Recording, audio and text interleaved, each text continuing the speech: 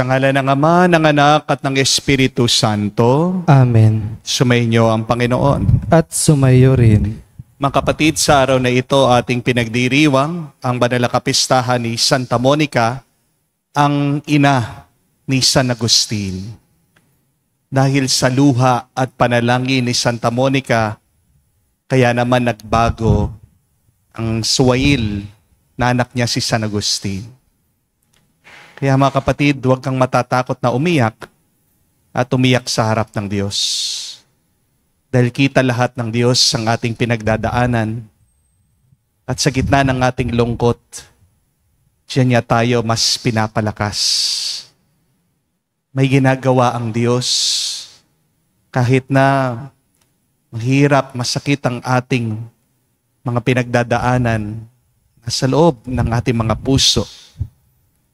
Umasa ka pa rin at magpatuloy.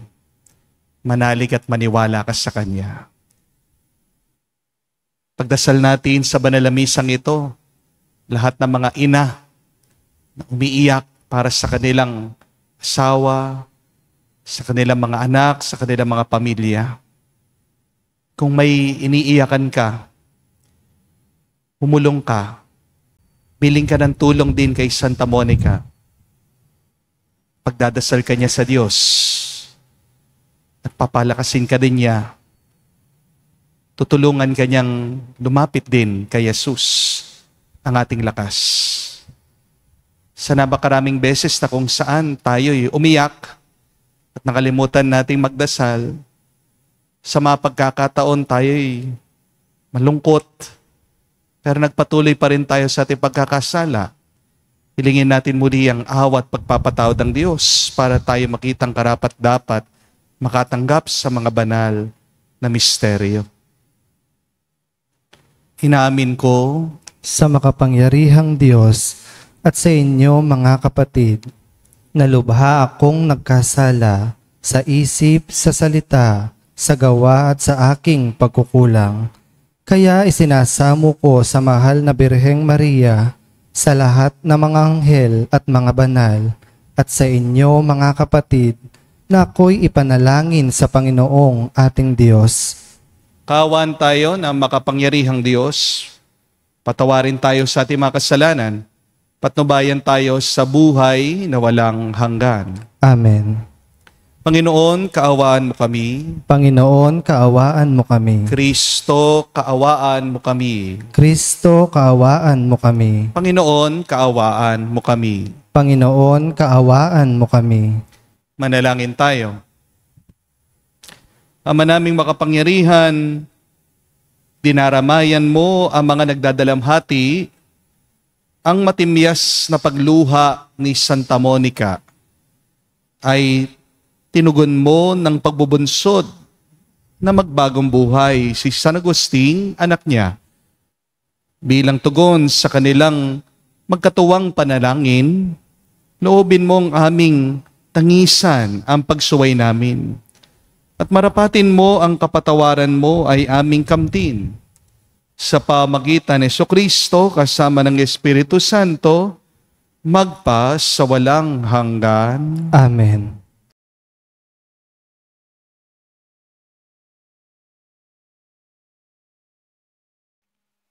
Pagbasa mula sa unang sulat ni Apostol San Pablo sa mga taga-Tesalonika.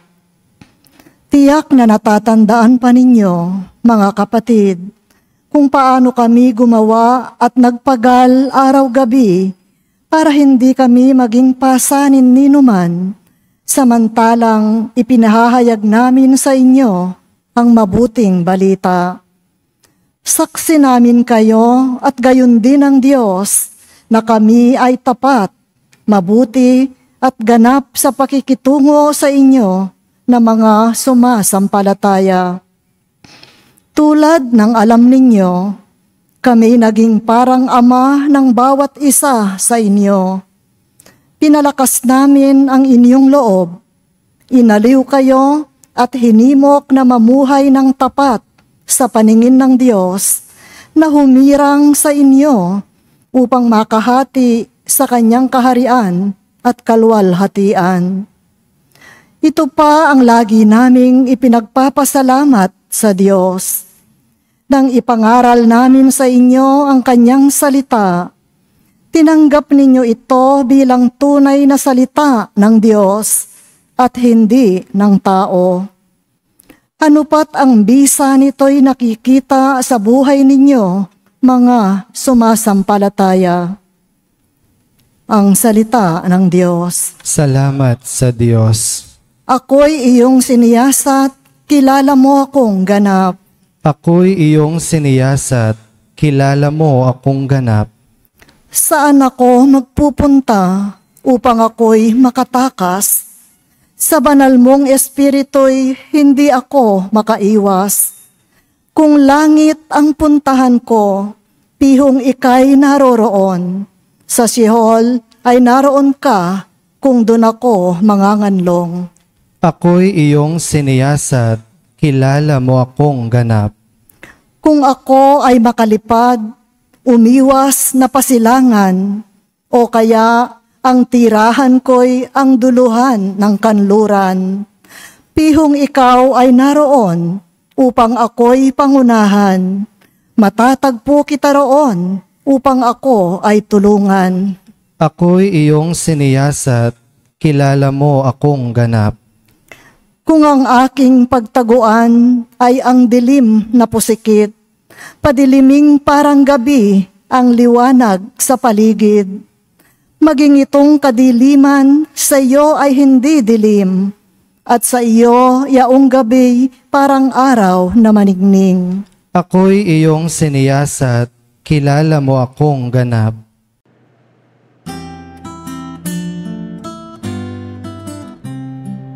Alleluia, alleluia, alleluia, alleluia,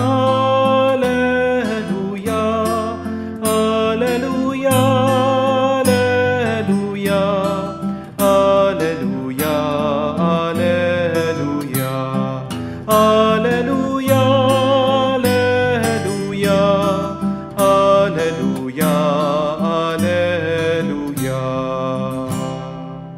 Lubos na magtatamasa ng pag-ibig ng Diyos, Ama ang sumunod sa anak niya. Aleluya, aleluya. Sumainyo ang Panginoon. At sumaiyo rin. Ang mabuting balita ng Panginoon ayon kay San Mateo. Papuri sa iyo, Panginoon.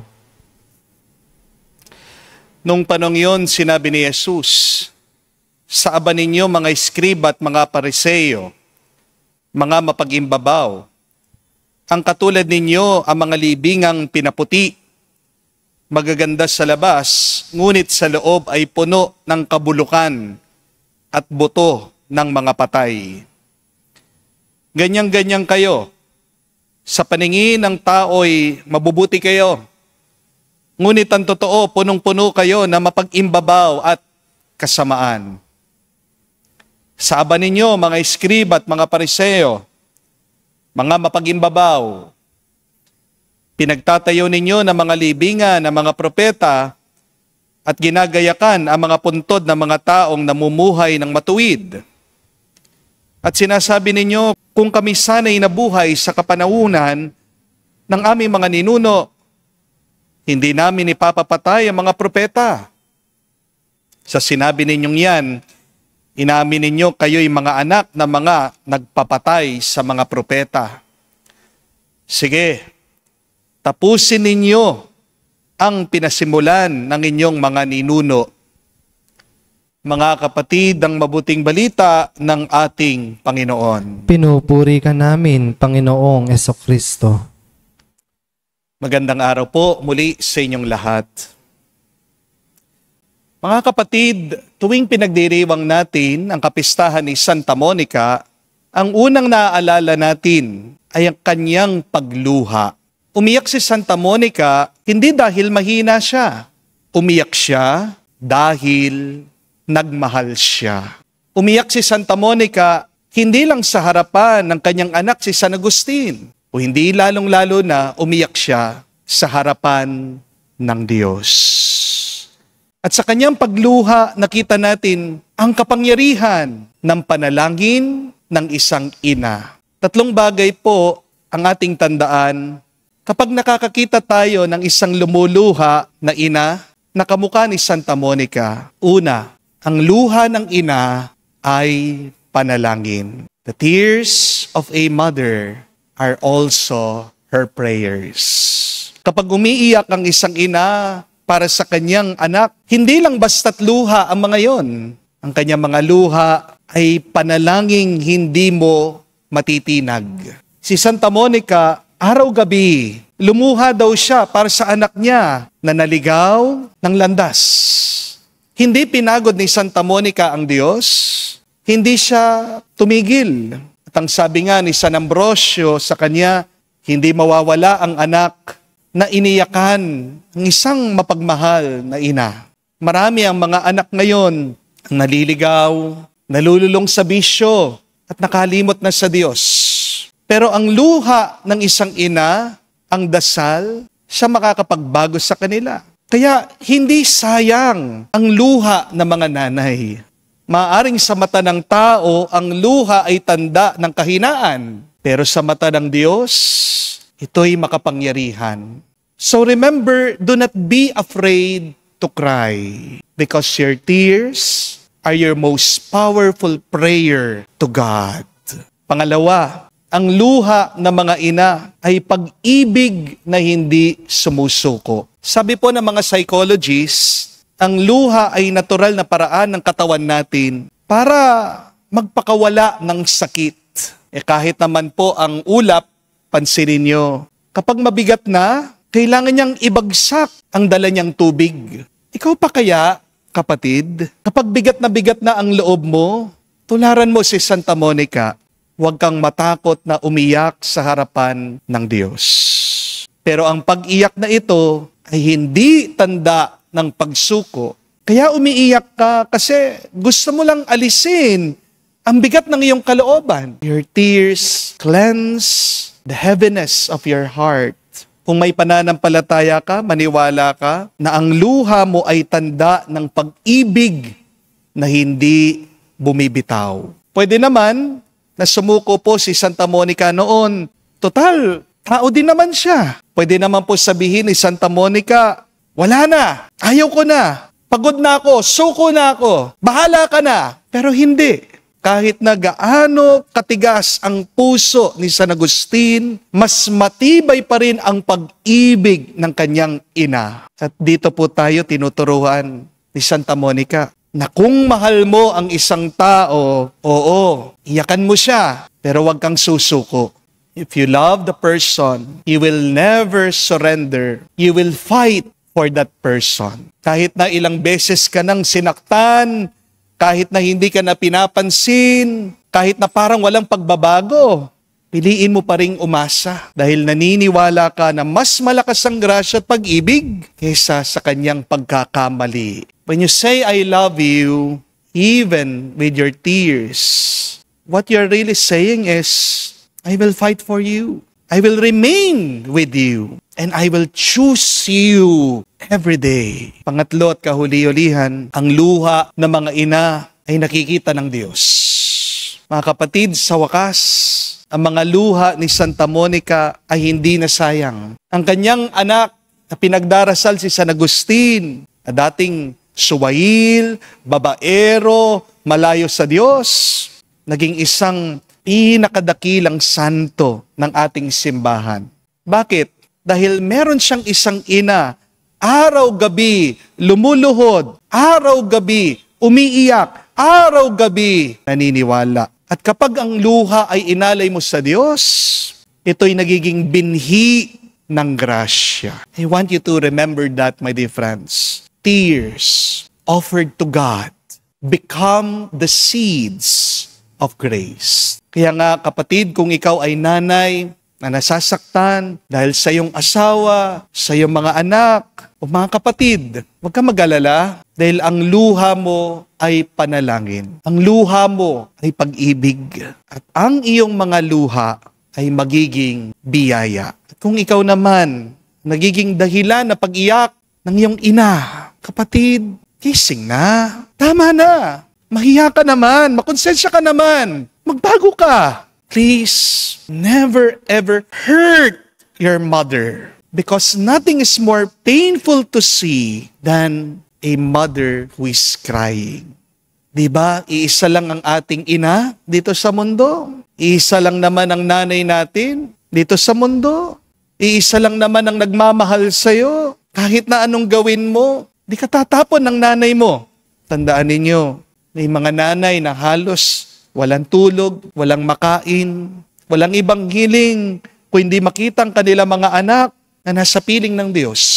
Bilang sukli natin sa pag-ibig ng ating mga nanay, pasayahin mo naman siya ngayon. Halikan mo siya, yakapin mo siya, pagdasal mo siya. A mother's tears may fall silently, but her child's gentle touch can heal it all. Use your hands to embrace your mother, but more importantly, use your hands to pray for your mother who deeply love you. Maniwala ka, kapatid, Diyos ay nakikinig at ang Diyos ay tumutugon. Mga kapatid, huwag nating maliitin ang luha dahil sa luha ng isang ina na bago niya ang kasaysayan. Dahil sa luha ni Santa Monica, meron tayong San Agustin ngayon. At baka dahil din sa luha mo, may mapagbago kang buhay ngayon. Amen.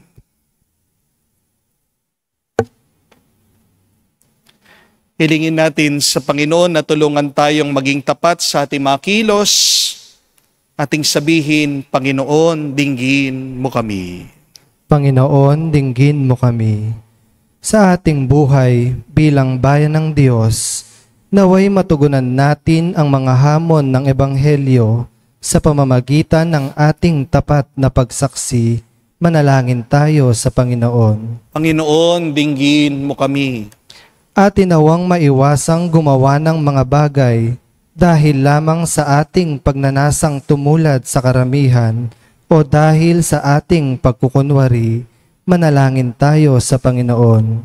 Panginoon, dinggin mo kami. Ang mga nawalan ng pag-asa dahil sa ating masamang pakikitungo at pag-uugali, naway manumbalik sa pagsamba sa Diyos sa pamamagitan ng ating pagbabagong buhay. Manalangin tayo sa Panginoon. Panginoon, dinggin mo kami. Sa katahimikan po ng ating puso, banggitin natin sa Diyos ang ating mga personal na pangangailangan. Ama, tulungan mo kaming sambahin ka ng may katapatan sa aming puso at makalapit kami sa iyo sa Espiritu at sa katotohanan. Inining namin ito sa pamagitan ni Kristo, aming Panginoon. Amen.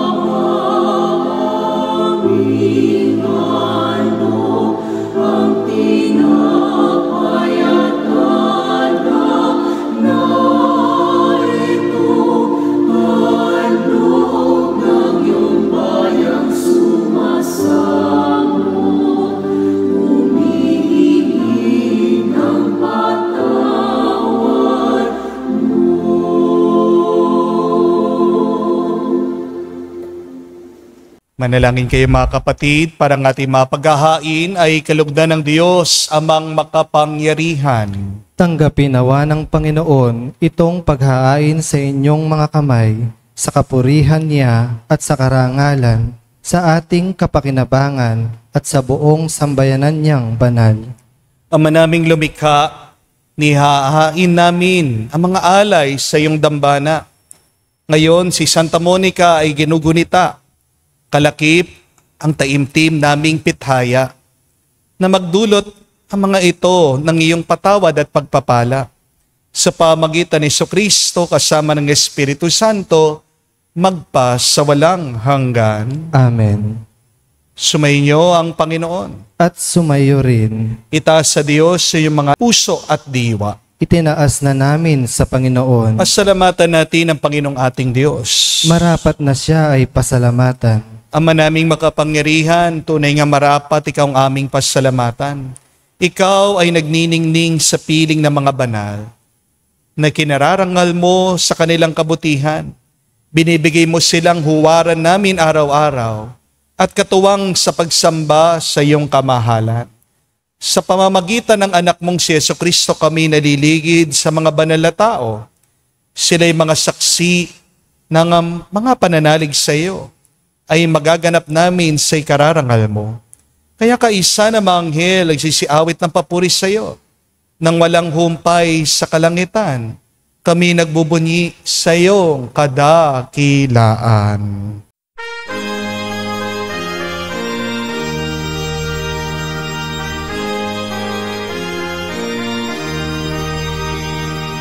Santo, Santo, Santo, Panginoong Diyos ng mga hukbo.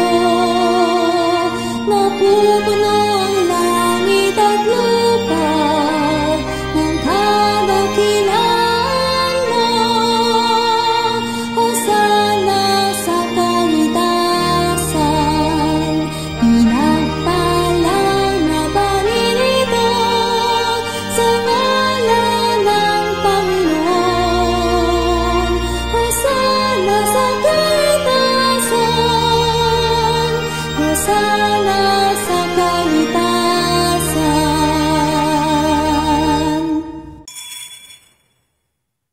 Ama naming banal, ikaw ang bukal ng tanang kabanalan. Kaya't sa pamagitan ng iyong Espiritu, gawin mong banal ang mga kaloob na ito, upang para sa amin, maging katawan at tugo ng aming Panginoong Heso Kristo. Bago niya pinagtiis ang kusang loob na maging handog, hinawakan niyang tinapay, pinasalamatan kanya. Pinaghati-hati niya iyon, inabot sa kanya malagad at sinabi, tanggapin ninyong lahat ito at kanin. Ito ang aking katawan na ihahandog para sa inyo.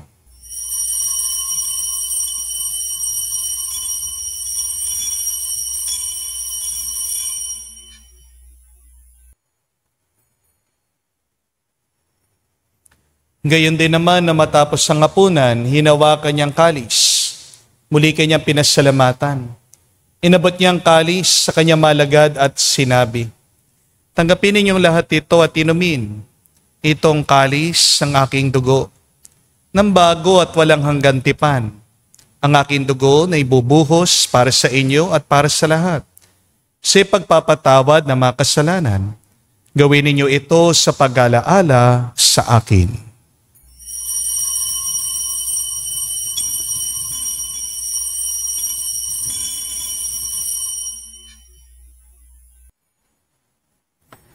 Ang misteryo ng pananampalataya.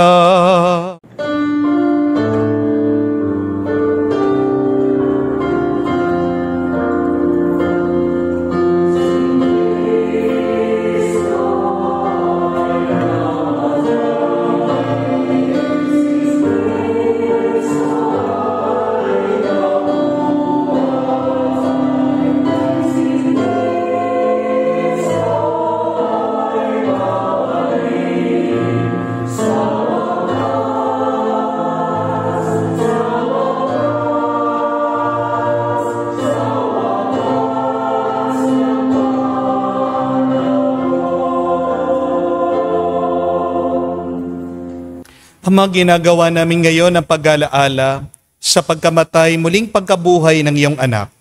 Kaya tinialay namin sa iyong tinapay nagbibigay buhay at ang kalis sa nagkakalob ng kaligtasan. Kami nagpapasalamat dahil kami yung minarapat na tumayo sa harap mo para maglingkod sa iyo. Sinasamo namin kami magsalo-salo sa katawan at dugo ni Kristo ay mabuklod sa pagkakaisa sa pamagitan ng Espiritu Santo. Amalingapin mong iyong simbahan, laganap sa buong daigdig. Puspusin mo kami sa pag-ibig.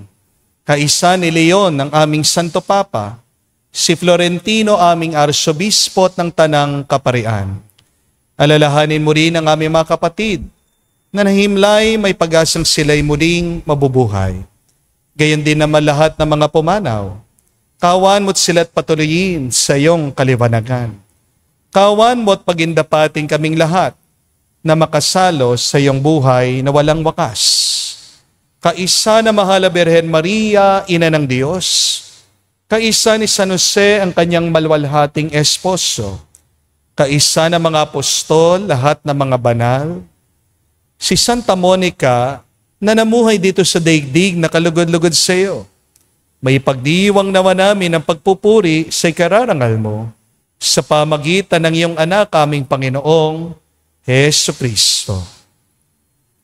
Sa pamamagitan ni Kristo, kasama niya at sa Kanya, ang lahat ng parangal at papuri ay sa iyo, Diyos Ama, makapangyarihan, kasama ng Espiritu Santo, magpasawalang hanggan. Amen, amen, amen. Sa nakakagaling na utos sa turo ni Jesus sa Panginoon natin at Diyos, ipahayag natin ang lakas loob.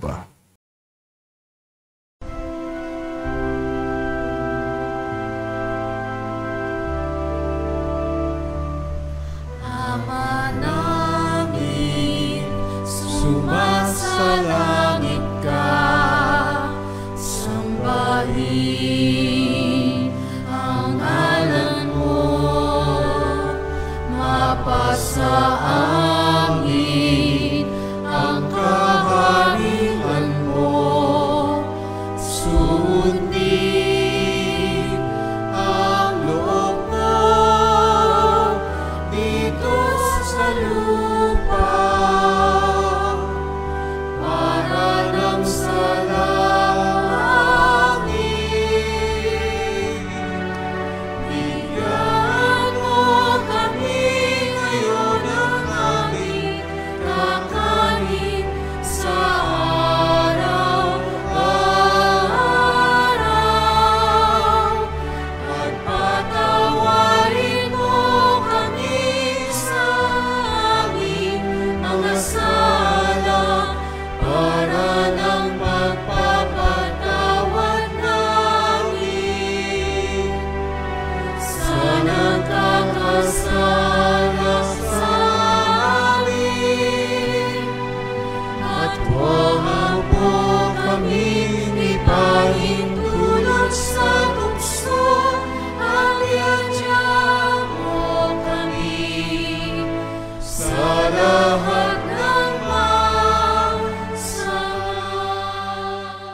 Hiniling namin kami adya sa lahat ng masama, pagkalooban ng kapayapaan araw-araw, ligtas sa kasalanan, ilayo sa lahat ng kapamakan.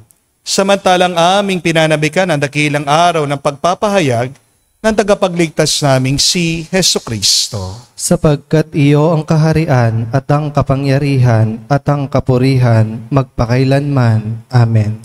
Panginoong Hesu Kristo, sinabi mo sa iyong mga apostol, kapayapaan ang iniiwan ko sa inyo, ang aking kapayapaan binibigay ko sa inyo. Tungayan mo ang aming pananampalataya, huwag ang aming pagkakasala.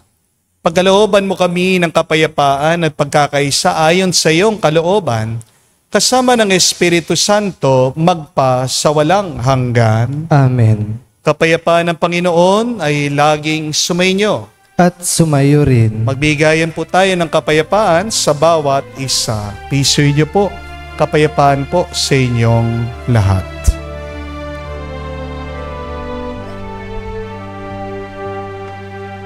Kordero ng Diyos na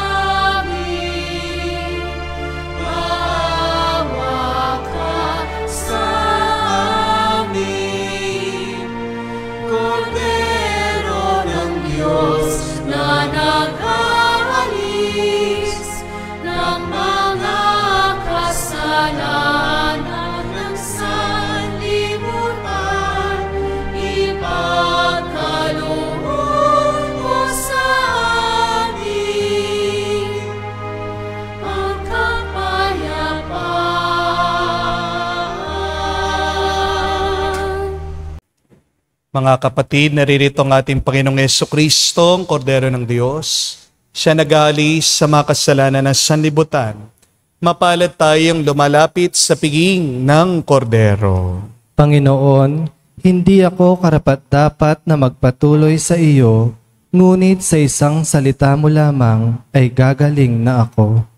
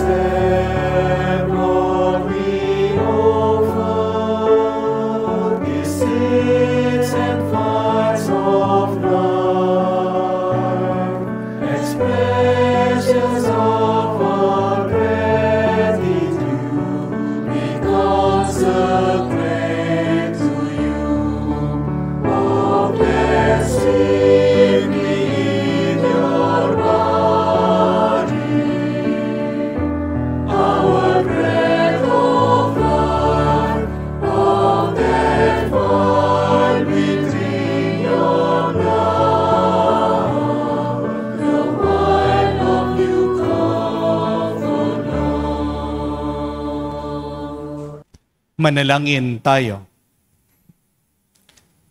Ama naming mapagmahal, kami mga nakinabang ngayon, si Santa Monica ay pinararangalan, ay pagkalooban mong madalisay at matulungan ng aming pinagsaluhan sa pamagitan ni Jesucristo kasama ng Espiritu Santo, magpa sa walang hanggan. Amen. Isang tanda daw na mahal mong isang tao ay kapag iniiyakan mo siya. You do not cry just for anybody. You only cry for people that you care for. You only cry for people that you love. Yang iyong iyak, yung iyong luha, lalong-lalo ng luha ng mga ina, ay makapangyarihan, tanda ng pagmamahal. At isipin niyo po na yan din ay binhi ng biyaya. Pagdasal natin sa araw nito, ang maraming ina na nagluluksa, umiiyak, maraming mga nanay ang may pinagdadaanan. Merong mga namatayan, merong mga niloloko ng kanilang mga asawa, merong mga iniwan, at iba pa. Nakakapagbigay ng sakit. Pero kung wala ang mga ina, wala tayo dito sa mundo. Kaya nga ang ating Panginoon, mahal na mahal niya ang kanyang ina, si Maria. Kaya nga tayo din, sana mahalin din natin ang ating mga ina. Pray for your mothers today. You are blessed when you pray for your mothers. And believe that your mothers only want the best for you. May pinagdadaanan kang lungkot, daanan mo lang. Iiyak mo sa Diyos at naway si Santa Monica ang maging pag-asa mo. Darating din ang araw, maayos ang lahat. At makikita mo, tutulungan ka ng Diyos. Yan sa pagbabago na inaasam mo sa buhay mo. Sumainyo ang Panginoon. At sumayo rin. At kayo basbasan ng Diyos, makapangyarihan sa lahat. Sa ngalan ng Ama, ng Anak, ng Espiritu Santo. Amen. Ang ating misa ay natapos na. Humayo kayo sa kapayapaan ni Kristo. Salamat sa Diyos.